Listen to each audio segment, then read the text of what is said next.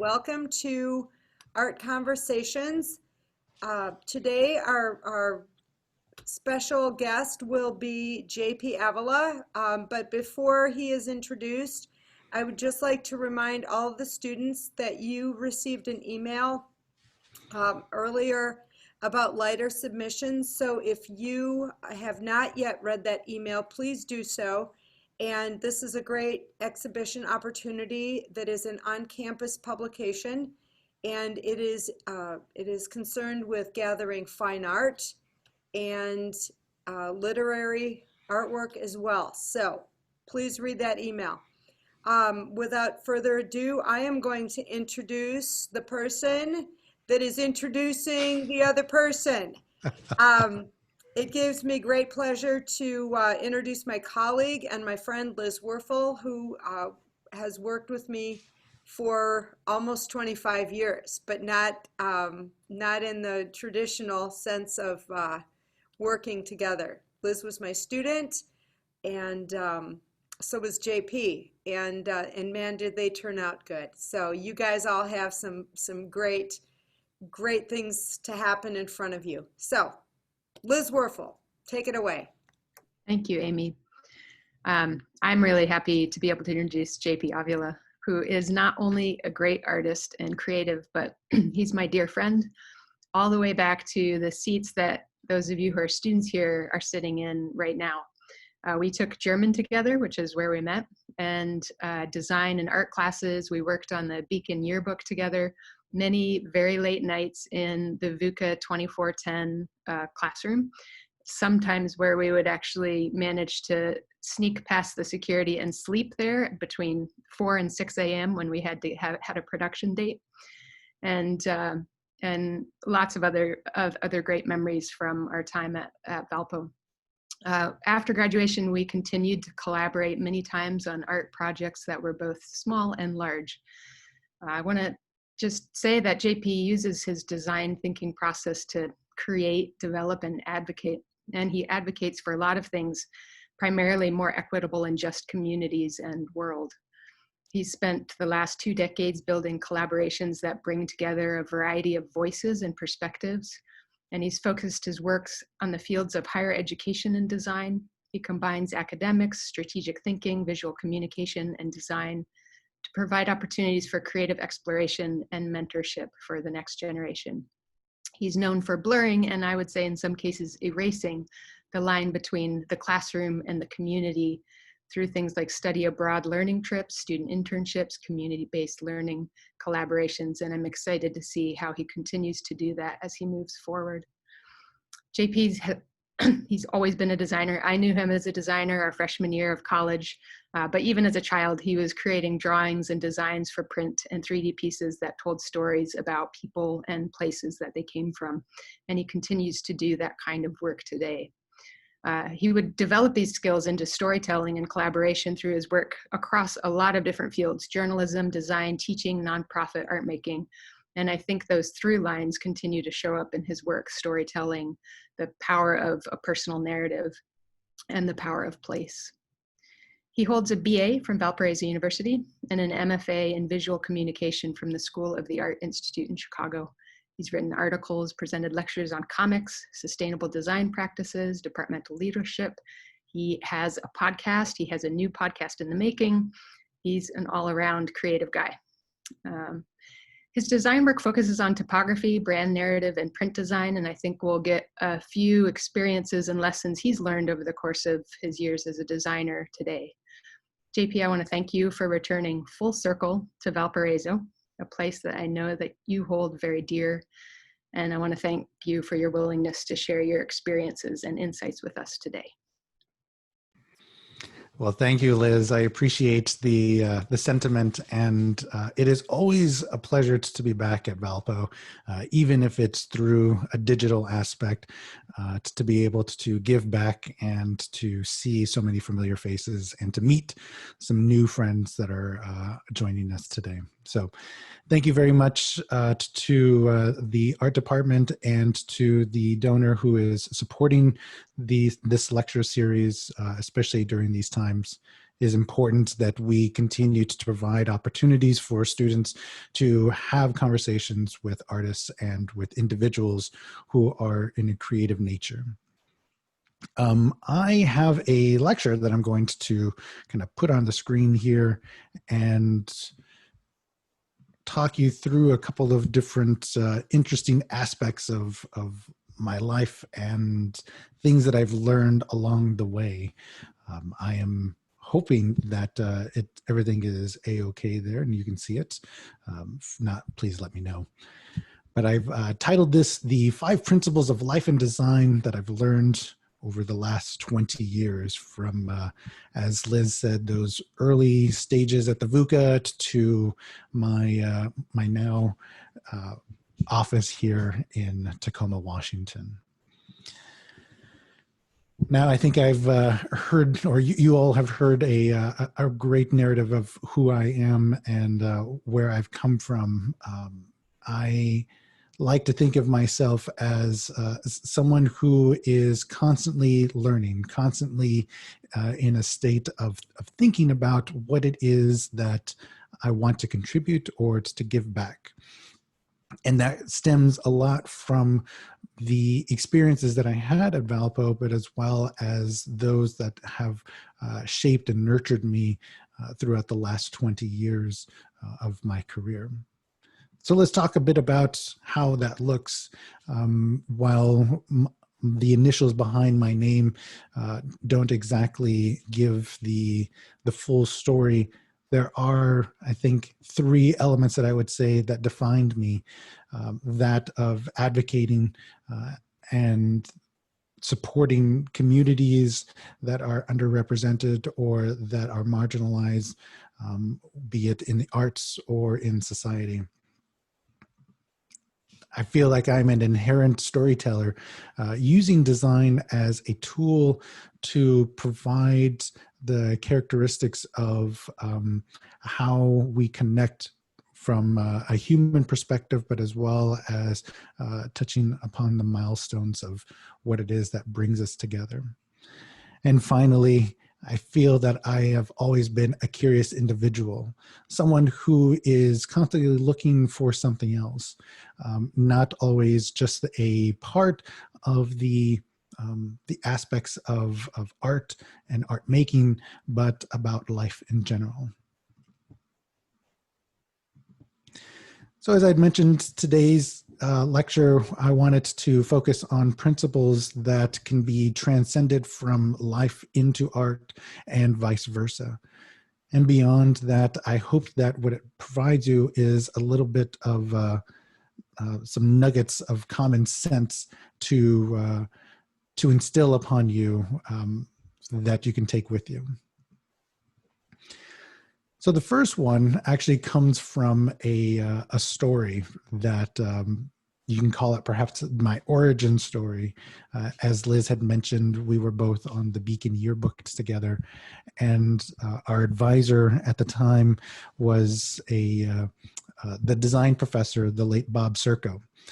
And he saw me working on some stuff, and as I took over the yearbook as the editor, and he had said, you should come in and take one of my classes. And of course, being the editor now, I assumed that meant I should take one of his advanced courses, never once touching design whatsoever, except for the rudimentary components of what I've learned, both in journalism and working for newspapers and what have you. But it was definitely an eye-opening experience going into an advanced level design course without much experience ahead of me. But there was this one episode, and this episode has actually stuck with me over the years, which was part of a lecture that Bob had given about the importance of understanding creativity and how do we know when a idea is right. Now, perhaps it was me trying to compensate for the lack of experience that I had, or the assurance that I knew what the right answer would be. But I raised my hand that day And I told him that you need to do a lot of sketches, you need to do a lot of research, you need to do all of these important things. That's how you know you have the right idea. And Bob, in his inquisitive look that he would give, kind of like shortening the brow and looking at me, said, "So if I wrote it down in a napkin, if I sketched it out, you're telling me that couldn't be a right idea?" And of course, being in my teens, my late teens and 20s, I doubled down on that answer and I said, "Of course not. You need to really, work through the entire problem." And at that point, I blacked out of my mind what could possibly I have been thinking at the time. But needless to say, I was not right in that answer. And we continued to talk, and the rest of the class developed some other ideas and strategies.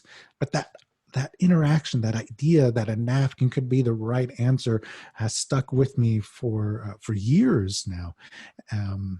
And it is something that I think has built into part of what it is that I have done over the years. Now, this is one of my first projects. This may be the very first project that I ever done in a design class. And looking back at it, I'm like, oh my gosh, besides the fact that the archival paper, the lack of archival paper that we used back then is slowly deteriorating, there were a lot of different things that I just did not understand that would have definitely helped. And I think that one of the main things that would have helped, of course, would have been to use that napkin, to use that idea of thinking through the projects, thinking through the ideas before you jump onto the computer. Technology for me at the time was, of course, the end all. It was the beginning. It was the end. It was the thing that I used because it was the thing that I was comfortable with. But sometimes it's not always about comfortability or the need for something that resembles the end result. For instance, Art Chantry, who is a dear friend of mine and a local here in Tacoma, Washington, he had created an entire movement. His type of design helped to define the punk rock and grunge scene of the Pacific Northwest and of the music world.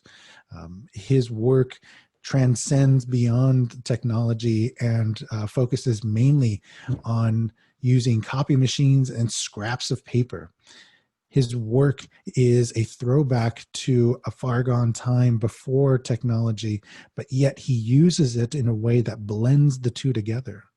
And so finding these types of opportunities to engage in the print world over the last 100 years and revive it, to breathe new life to something that is full of energy and full of hyper technology right now, definitely says something, and it reminds me back again of the napkin idea of the process.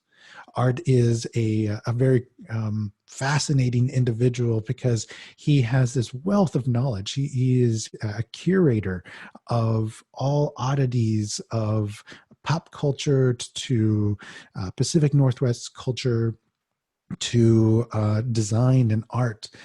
And he is able to blend those together into this beautiful precision that makes very well known the understanding of what technology and art can be right now. It is about the pen and paper, and sometimes that is the end. There is no need for technology in the sense that it needs to be from the beginning, the way that I had thought about it back then. Now, of course, I have changed that perspective, but it is something that has stuck with me over the last 20 years. I spent the last 15 as a college professor and requiring students to do sketches, to do 50 to 100 sketches per project. Before we even touched the computer, we worked in little grids on note paper or into sketchbooks and drawing things out. And I remind them of this story. and telling them how frustrating that can be, of working through the sketchbook and working through these ideas. And I give them that example of that first scene in Bob's class and tell them that I still struggle with that. I still am looking and trying to learn from that idea, to understand what did it mean to have that first idea be the right idea, or potentially the right idea. And it wasn't that. What I've learned over the years is that the importance has come from getting it down on paper. So telling students to do those 50 to 100 sketches is not to tell them that they need to exhaust it all, but they need to get it out of their system. I think of sketching like an hourglass, in that it is coming down one bit at a time. And so if you're able to sketch it, you're able to take that out and allow the next little pebble of sand to come through the hourglass. And from there becomes this idea of innovation and opportunity. So a good rule of thumb, I would say, is to always carry a notebook with you. This picture here represents just a spattering of what I could gather to take a photo of the notebooks that I've carried over the years. And it doesn't matter the size. It doesn't matter the way in which you use the notebook, whether it's for jotting down notes, for sketching out ideas, for meeting with clients. It's a matter of making it part of your memory, making it part of the process that you use to become an amazing creative individual. The second one stems from this idea of importance of value. And the reason I bring that as the second point is because the thing that I have appreciated over the years that I have gained from my time at Valpo is that it's important to do work that matters. And sometimes the work that matters is not the stuff that pays the best, but it is the stuff that really enriches the soul. It is the stuff that you appreciate because of its value to the community, or for the importance of the knowledge that it passes down. I've worked in a variety of different projects that, spend thousands and thousands of dollars and pay very little, or that pay a whole lot but mean very little, and everything in the gamut of in between the two. These two are just examples of logos that that I designed.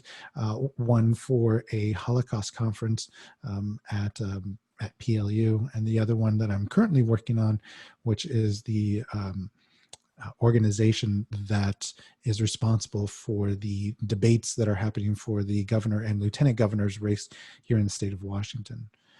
Both of these represent kind of like this spectrum of understanding of appreciating knowledge being passed down, and the importance and value that it takes, that it is through learning from our past and learning about our present that we can help make a better future.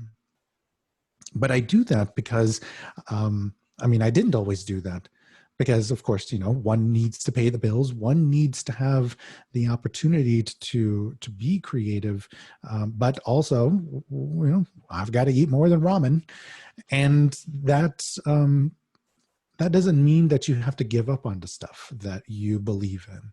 If you value the importance of your work, you find that you'll make the time for it. Now, being a teacher after 15 years, I've decided to take a break from it all and find a different purpose and different reasons why I loved design from the beginning. And that is because I am able to afford that opportunities from looking at the way that I have respected the time that I've been given, but as well as the way that I have looked at my career as not just a moneymaker, but as a means to an end. And those means were about the creative process. And the end, of course, is about finding time for that creative process. A group of colleagues of mine that I was at a party with way before COVID. we had this gathering and talked about the importance of doing our research and how it is a important aspect of what we bring back to the classroom. And I found myself thinking about that, nodding in accordance and nibbling on the goodies and what have you. And I realized that I had spent a lot of my time over the last couple of years not really invested in myself, but rather invested in the process of getting students across thresholds of graduating or about filling out the paperwork. And while I still find that to be an important aspect and value of the work that I do, it was not feeding the soul the same way that I was hoping for. And so a very hard decision I had to make was, what is more important for me right now? Is it continuing on in the same path that I am looking at and making slight course corrections? Or is it an opportunity for me to say that I have spent this entire time working towards something that I would like to get back to? So taking that step back and looking at it. And that's a difficult decision. We pride ourselves in this society about success equaling status, success equaling the importance of popularity and notoriety. But what if we took a step back and we counted it as success, meaning the importance of value, that you appreciate yourself, that you respect your own creative time enough, that you give it precedent over anything else? Now, I'm lucky enough that I am able to do that right now, while some are not. And I acknowledge that that's definitely a privilege that I've been able to take on. But also, I find that that is an important aspect that I need to find in order to get back to those roots of storytelling, to get back to those roots of hearing about what's happening and creating something that's out of there. And so my next piece of advice, of course, is that you don't always need to look at the farthest goal and achieve that first. A friend of mine said to me once that you can only make $1 by making a quarter, and you can only make $10 by making $1. And there are small steps that you need to take in order to get to those processes. But as well as, I would think, beyond just the monetary value of that, you need to appreciate your own work. You need to appreciate your creative process before you can value it for public consumption. There's that great saying, of course, you cannot love someone until you love yourself. And I would say that you cannot be creative until you find creativity inside of you. So the third one, Command P, which of course we all know as the print command, right? Creatives create even outside of the classroom. Now, this comes from a story that an experience that I had in grad school. I was taking a printmaking class, and our professor at the time would talk to us about what he's working on and doing things. He was using velvet Elvis paintings that he would buy off of eBay and was printing from them and doing other things. It was a very fascinating thing, but he had said something to us at one point, which is that creating doesn't end at the end of this class. And it is something that has definitely stuck with me as I start thinking through the next phases of what do I do. And it is something that I've always told to students over the last decades or so, that it's important that you don't just work for the project, that you work for the exploration of what's going on in the project. Now, for myself, that meant that I have continuously stayed curious about all the different types of aspect of design that there are out there, from furniture to public artworks to leatherworking, which is what this is an example of. but it is a very few and far between of a student that I have seen over the years that has actually taken those steps in mind to think about that. And that is not to say that they are any lacking in their creative process, but they haven't made that commitment in the way that one could possibly by expressing themselves in ways that are beyond the concepts of just the scope of a project or of a creative brief that is given in class. As Liz had mentioned, we lived in the VUCA when we were in undergraduates. Those chairs that, if any of you are in the design lab right now, those in the back that are in the far, the last four in the row there, those were our living room, and that was the dining room. Don't say we, but we did eat there sometimes. And that was where we created things. That seat that is the second to the last in the center row, that was where I created one of the first websites for the School of Nursing, and the Brower Museum, and the types of things that I explored were beyond just the scope of the projects that were in the class.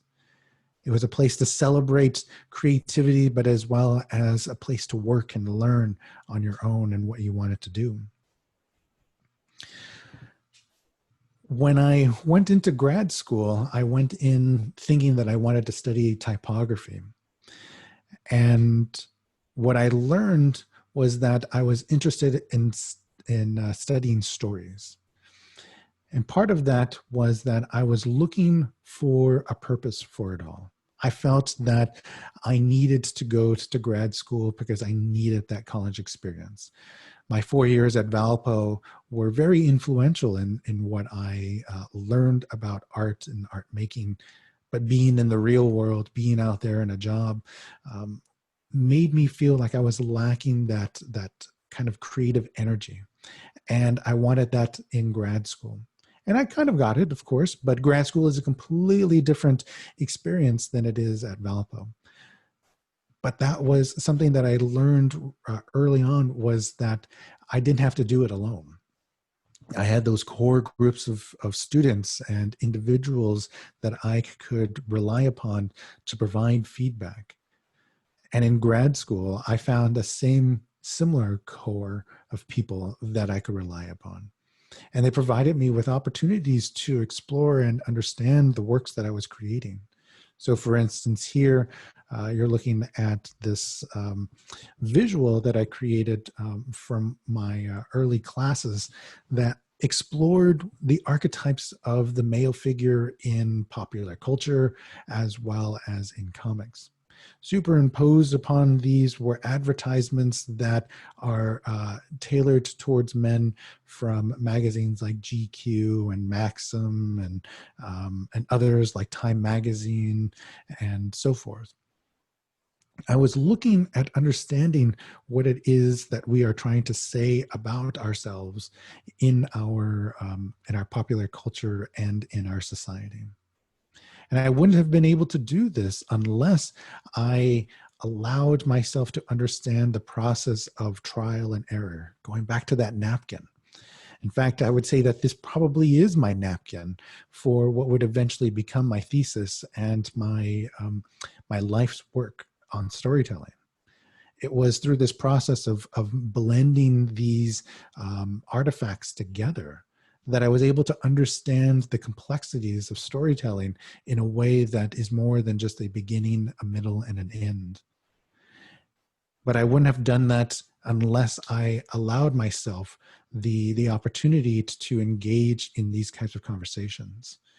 And so my next kind of comment to you is to learn how to critique oneself, learn to engage in the conversations and to ask the right questions, be able to look at to someone and understand that you're trying to get something out of this conversation.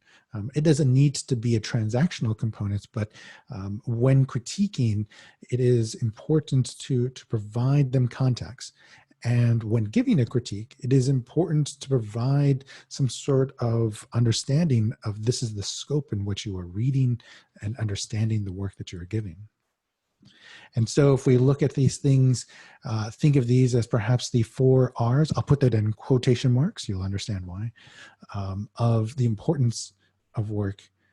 Always be reading something and understanding the world that you are living in. Learn to write about your work. Understand that it is not just enough to create, but to understand the complexities and the under meaning of it all. Learn to reflect upon that and take the critique both pre and post production of your work. And learn from those, even if it's not something that you can apply to the current work that you're working on, but those principles can most likely be applied to the next thing. And then, of course, always return back to it. Doesn't mean that you have to redo the work, but rather look at it as an opportunity to come back to the same sort of ideas. So for me, the grad school project that I had shown you is something that I come back to quite often in the work that I have done over the years. So number 4, be curious, right? Sometimes being curious means that you have to step outside of the VUCA and experience the world that you have that is around you. For me, that meant that it was exploring all the different things that are going to help to hone my craft. And it wasn't just about the techniques and technology.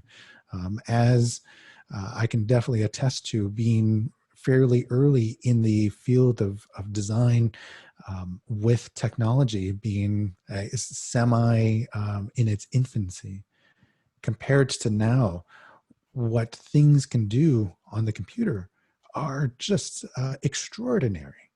And I can't imagine what the next 20 years would bring.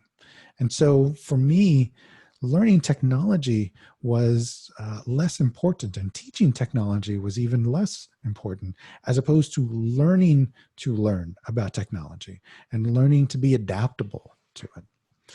This is an example of my thesis advisor's work, Stephen Farrell, who wrote a book, who helped design a book called Vass, an Opera in Flatland, which I would encourage you all to look up, because it is a masterful piece of storytelling in a variety of different ways. But it uses technology in a way that I had never seen before and have tried to seek out, but have yet to find. The second, of course, is to see the world. If you are going to be a storyteller, if you're going to be designing for the world, you need to get out there and find those stories and find that artistic craft that is happening in the world. I've had the pleasure of taking several study away trips with students to places like Bali, which is pictured here in the slide, to Dubai and other places. The thing that I have learned about this is that it is an exploration of curiosity as much as it is a learning experience about technique and understanding oneself in the world.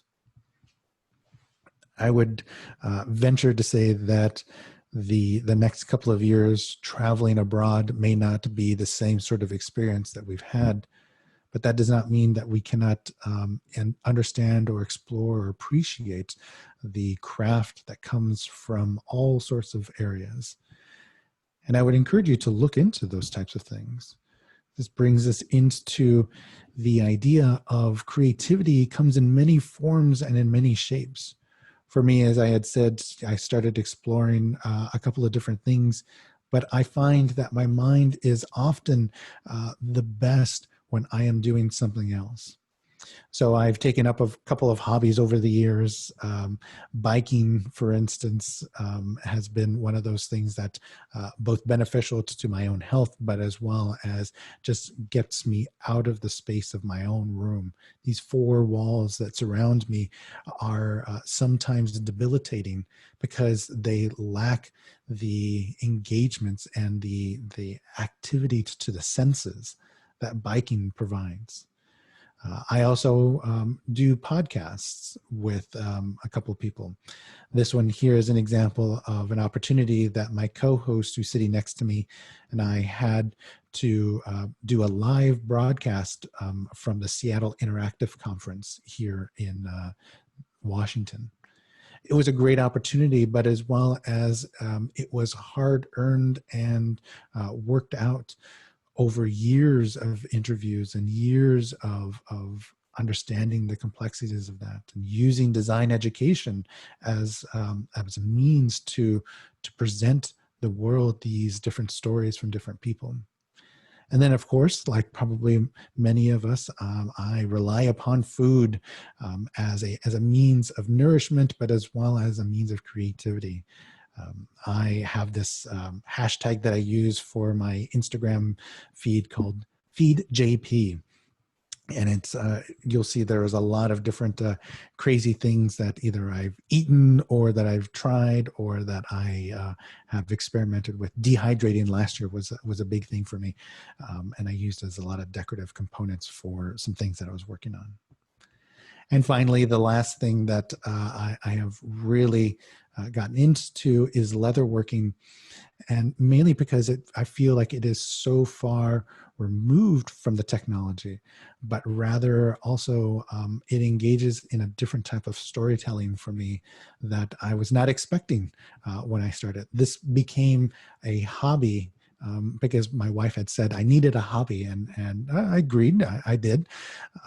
And so as a Christmas gift, she gave me a class on leather making, and I made, some small little things, but the process and the ideas behind it and looking at the leather and understanding the story that is told, it's very fascinating.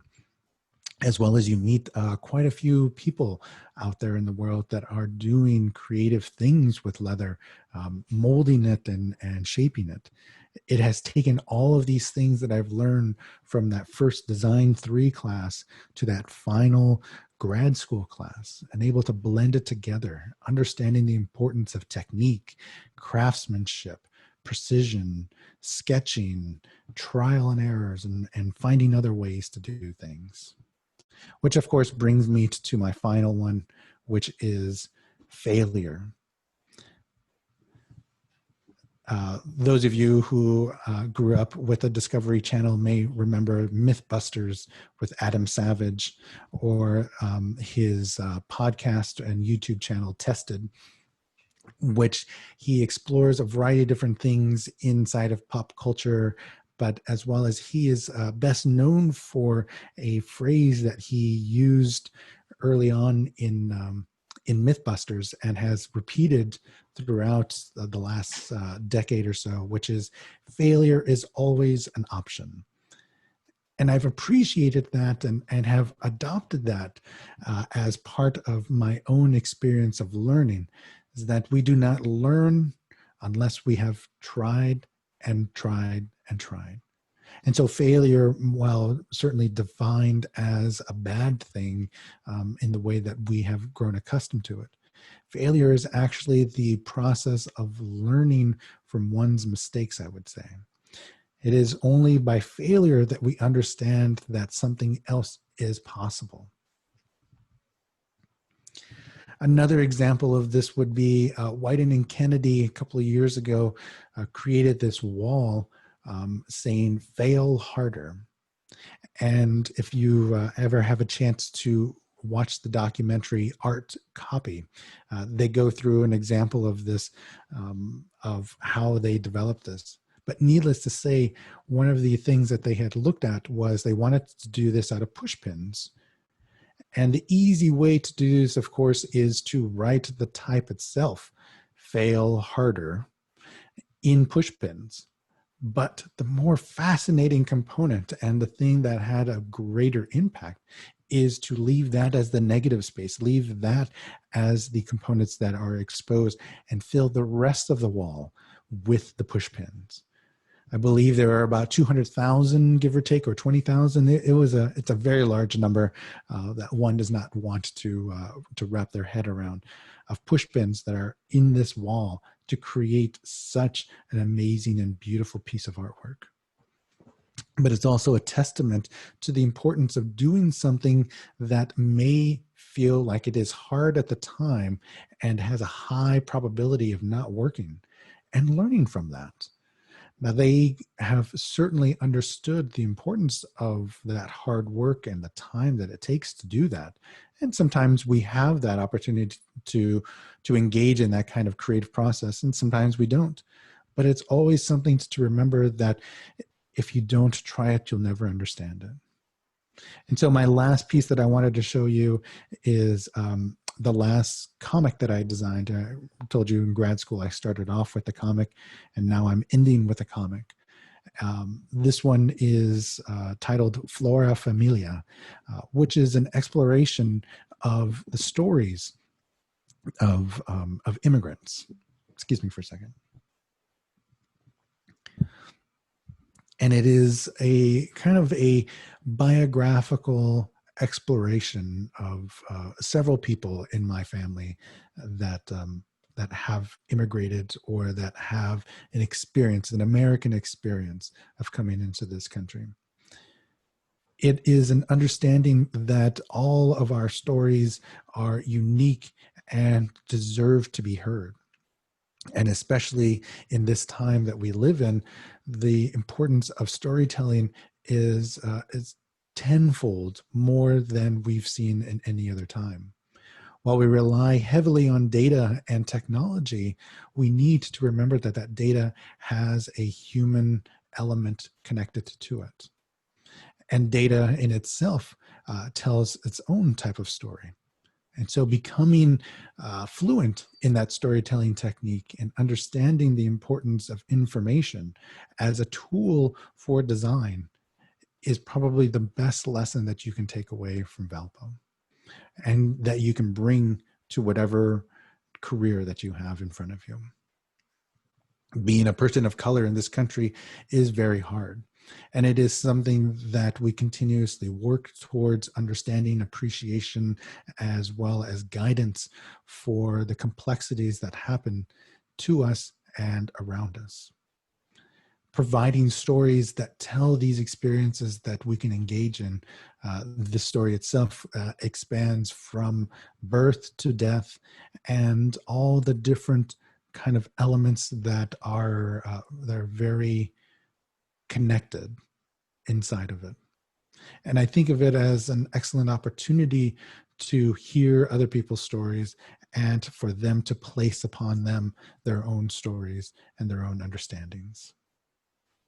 So if we look back at what we discussed, we can break this down into a couple of different B's, right?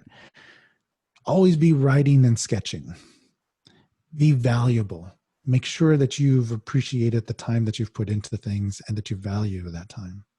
Be creative. Find ways to engage in the process of art making in the different ways that you want to create. Be curious. Find ways to engage in the world, into your community, and into the experiences that you want to have. And finally, just be you. Make sure that you, at the end of the day, have an opportunity to really understand that this would not happen if you were not here. So, thank you.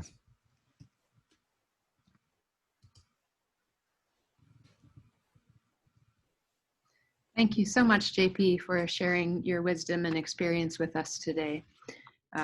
Looks like we have a good list of students on the call: Malachi Sampson, Maya, Ann, Alexi, Emily, Dominique, Kristen, Sophie, Haley, Carly, Jade, Taylor, Joel, Shannon, Kylan.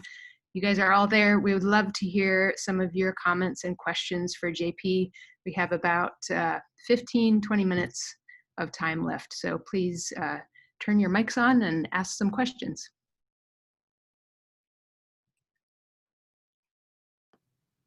Before anyone asks a question, there's no eating or drinking in the VUCA computer lab.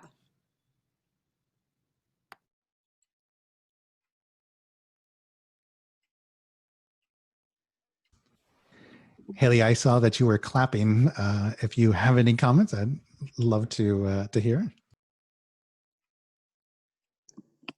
I just think it was a overall good presentation because I didn't even think like the thing about the napkin that you said really stuck with me because I don't know, I've been meaning to like start carrying around notebooks or at least something to draw on when I have a good idea, but yeah, so that was really interesting to me.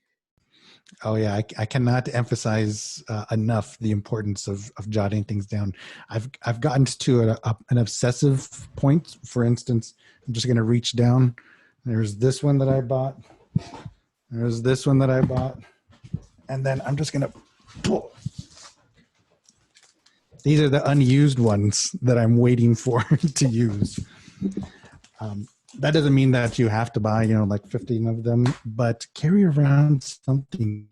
It's just, I was just going to say, even if it's just your phone, I can't tell you how many times just snapshotted something that is, I got to remember it, and it's going to remind me of something else. There are a variety of different uses for your iPhone or for your Android phone that you can draw on too. Never forget that this is equally as important and as valuable as the best pen that you could buy. Thank you.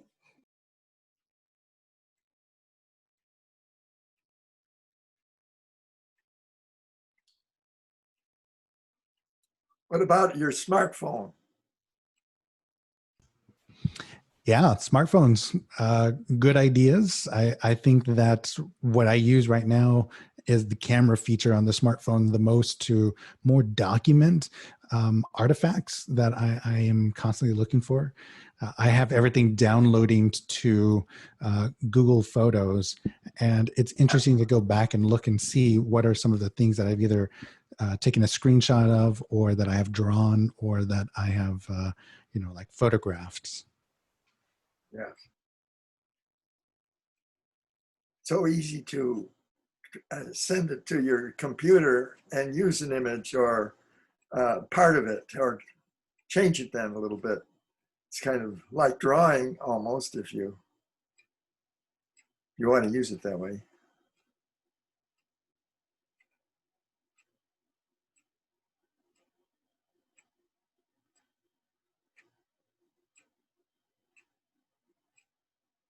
Got a quiet group out there. Some of you students who just heard 45 minutes of good advice. What kind of questions do you have for JP? I have a question. Yeah, Jade, go ahead. I saw your work in the comics, and I really love the way you use negative and positive space, particularly how the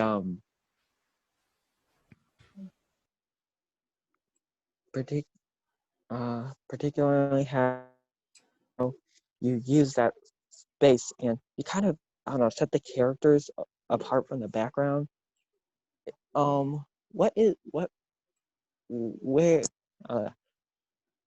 what is your like where does motivation for that come from? That's a good question. That was early on. I was actually working in a copy machine at the time when doing this. In grad school, you can imagine I had like next to no money, and I had a computer. It was pretty slow. I was relying heavily along what was available at the school and worked, as much as I could. But SAIC is straight downtown Chicago, and I am way up in the north end, practically in Evanston. So it was quite the commute to go back and forth. So I used a lot of copy machines early on, and then scanned everything in and worked from that. This was kind of like in the mix of that. I was able to take a comic called Optic Nerve that is done by, I think, Adrian Tomey, if I'm not mistaken. And use those as kind of like a blend of the things that were going on. So there's actually like three elements of this, the background being the advertisements that were scanned in or copied, and then the midground, which was the text that was actually a look at Dave Barry's work on ironing, the history of ironing, being that ironing in its early phases was a masculine process. You were an iron worker, that you know were creating things, structural, strong things, but yet it is more of a domesticated word these days, and we think of ironing as a feminine experience of clothes and good housekeeping. And so looking at that dichotomy of what's going on, and then on top of that, the foreground being the actual comics itself, that are looking at the experiences of men, both as these like violent tendencies and the inability to show emotion, but when showing emotion, just how broken it can be. I think it was, like a mixture of all of those kind of elements, that I didn't rely on the computer, but rather I relied on the story that I wanted to tell in that. And for me, it was an important aspect of that. I did a couple of other ones. In fact, I came across one. I didn't put it in the lecture, but it was using the Curious George board game to talk about the Iraq War at the time. As if you may remember, in the early 2000s, President George W. Bush had created this narrative to put us into a war with Iraq and in Afghanistan after 9/11. And I looked at the cards and this board game as an opportunity to tell stories about a curious George W. Bush, and how that explored many different ways of understanding technique without actually using technology.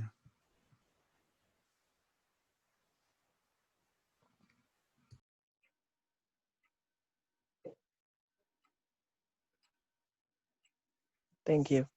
Yeah. I'd love to hear if anyone's working on their senior project right now, or if anyone's got some ideas.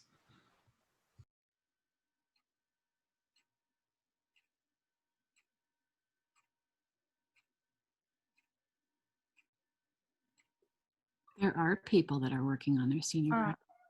Sorry. Yeah, I'm working on my senior project right now, and I have a bunch of different ideas. That's actually kind of part of my struggle, trying to figure out one idea to choose. But basically, my overall theme is women empowerment, and I want to try and photograph as many women as I can and try to incorporate their own words and their own drawings, and maybe even some self-portraits that they may like draw of themselves, or just words or pictures that describe who they are as a woman, like incorporated in these photographs, whether it be directly like in the photograph, like writing over glass or something. I've been thinking of that idea, or incorporating like graphic design too. But yeah, that's kind of where I am right now. Kristen, you should look into Dwayne Michaels. Okay. I don't know if you have Amy has introduced you to Dwayne Michaels. I see the thumbs up on there. I actually had a privilege to meet him when he was at the SPE conference in Chicago years and years ago. Definitely was a big influence in my understanding of the blending of text and image together. Google him and watch one of his talks, and then go and buy one of his books. Okay. You will not be disappointed, and you'll be wowed about the way that he's done this. To give you a little sneak peek, Polaroids and a pen. That's what he uses. Oh, wow. It's pretty awesome. I will definitely do that. Thank you. I have a quick question. So when you hit like a creative rut or you don't feel motivated with your work, like how do you combat that? Oh my gosh, that was called Monday and Thursday and last Tuesday and probably tomorrow. um, I I think that we all continued to do that kind of struggle. There has never been, like a week that doesn't go by that I'm just not like, what the hell am I doing now? Or what, that creative juice has just like been sucked right out of me. Um, I think the thing that I have done, which Kristen kind of had made a comment on, is that I am constantly working on different projects, and so when one of them is like tapped out, I go to the next one, and if that one is tapped out, I go and do something else. And so the well-roundedness of having other things to do, I think, is important. For instance, I am trying to help create these videos for a political campaign that's going on here in my legislative district, and I was having a hard time trying to work through Premiere Pro. And it's one of those things where, like, I watch the YouTube video, I understand what it says, I can get all of that, but it's just not clicking. And instead of continuously churning through that, I decided to take my dog for a walk, and I allow that process to happen behind me. And I think that that is something very important, is that just because you aren't in front of the computer, is that you're not in front of the camera, if you're not in front of the sketchbook, it doesn't mean that the creativity has stopped. All it means is that it has just gone from the front to the back, and that you're continuously working through that problem. The important part of it is to come back to it, is to don't give up on it. I find that even if I give it a day, if I give it a week, when I come back to it, I have solved the problem. I may not see it, it's not like in the movies where I have a light bulb in front of me, or the music crescendos, and now I'm ready to, like, get through the 80s montage work scene of it. But I can now sit down, and I can put myself in a frame of mind that I'm ready to get to it. I also find cooking is kind of fun these days. Liz has gotten me into bread making. If any of you know, she is an amazing bread maker. And I was telling the two of them before we started that I got into making bread so much that I've made my own hot dog buns. And that kind of problem solving, and then the aesthetic of how to glaze it so it may it's golden brown. Oh, I'm hungry now. I don't know about the rest of you.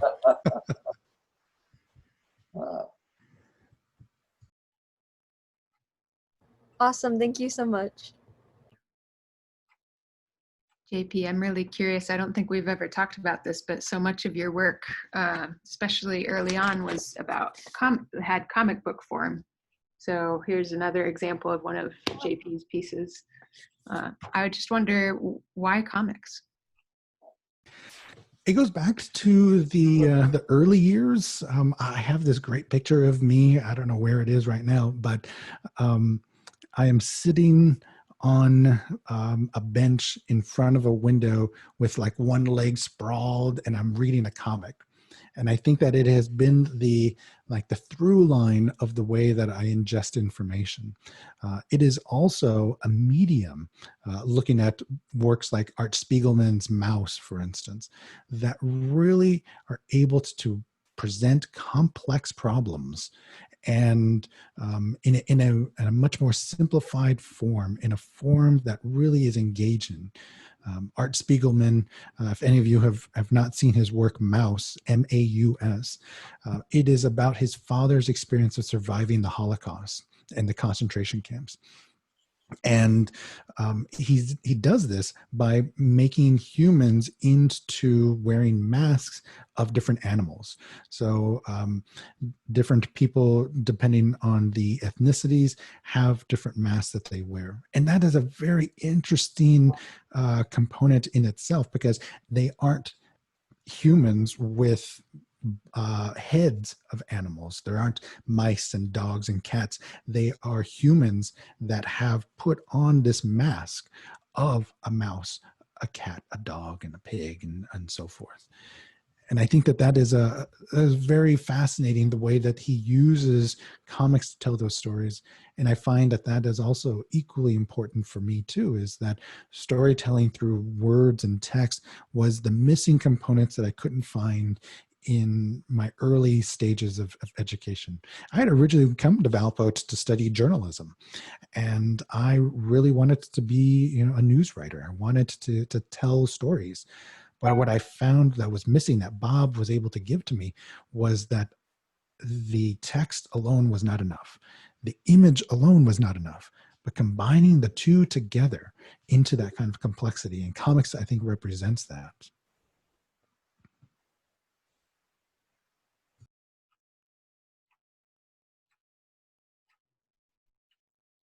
Any final question for JP?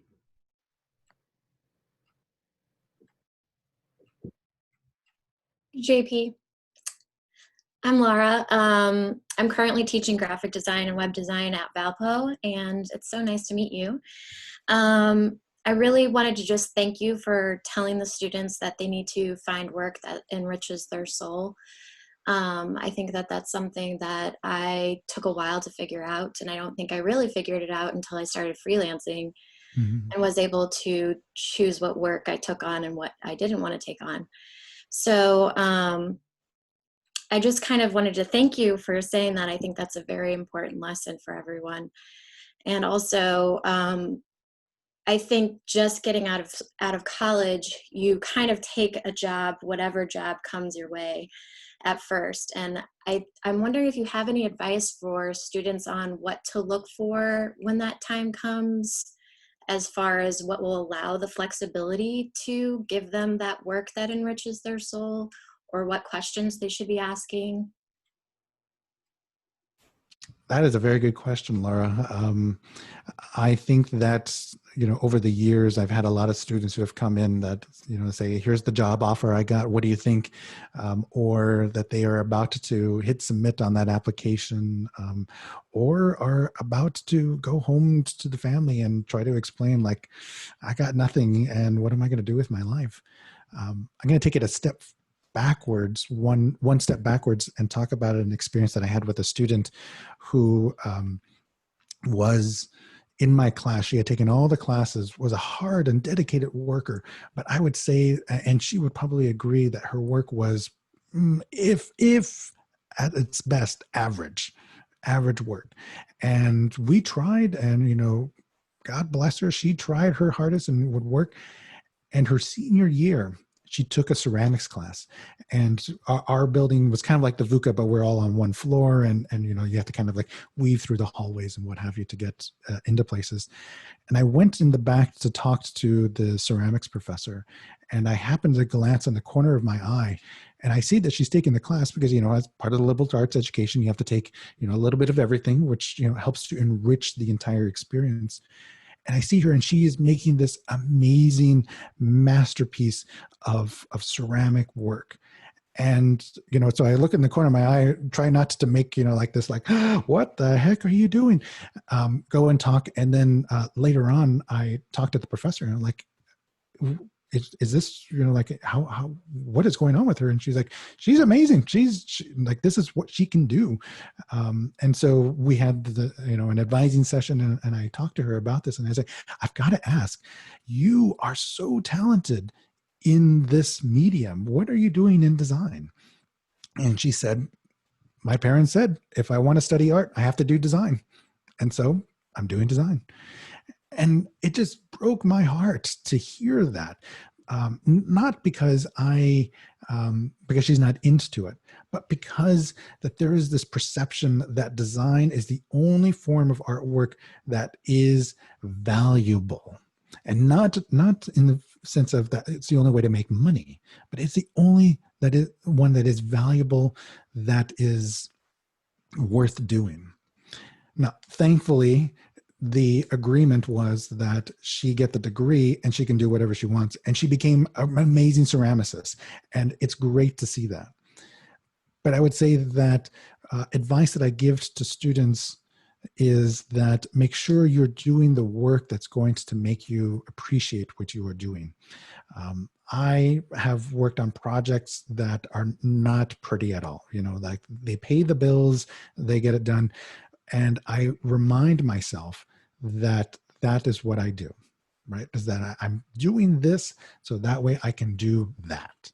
I am accomplishing this so that way I can fulfill myself in that.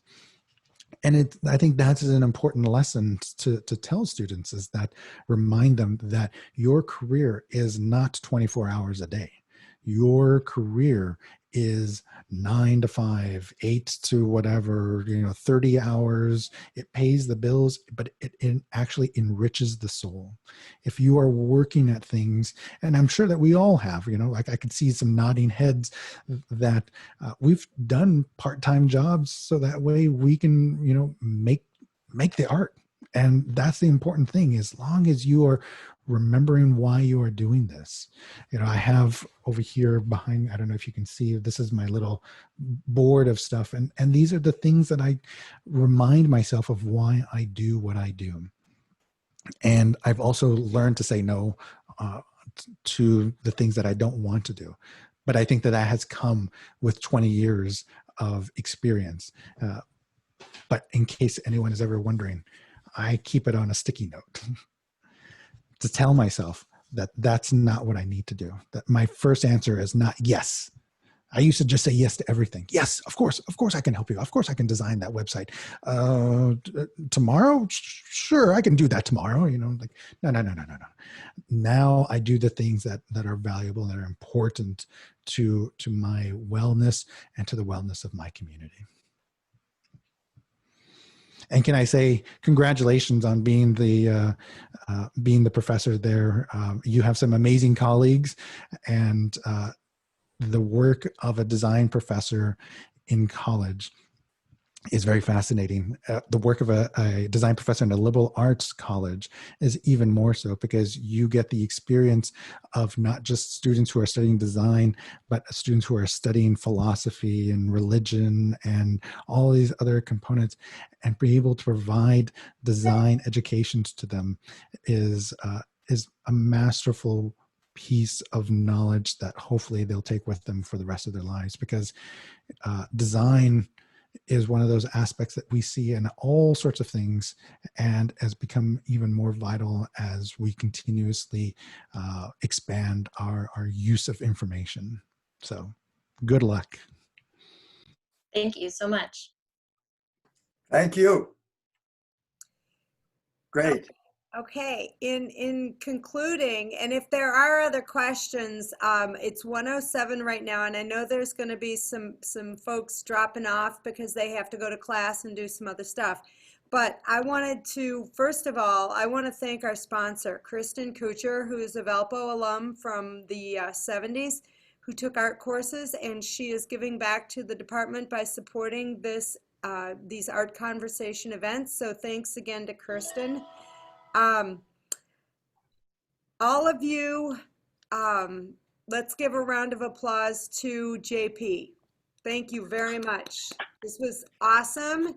And I am not going to cut off this event, but I do understand in the sake of time that some of you have to go someplace. So we can continue on with this conversation, but I had to say that stuff. And I'll post for any of you who are interested in, maybe chatting at some other points. Feel free to connect with me on all sorts of different ways. I actually have a Valpo account still, if you want to get a hold of me there. But my Twitter handle and my website are there on the screen for you.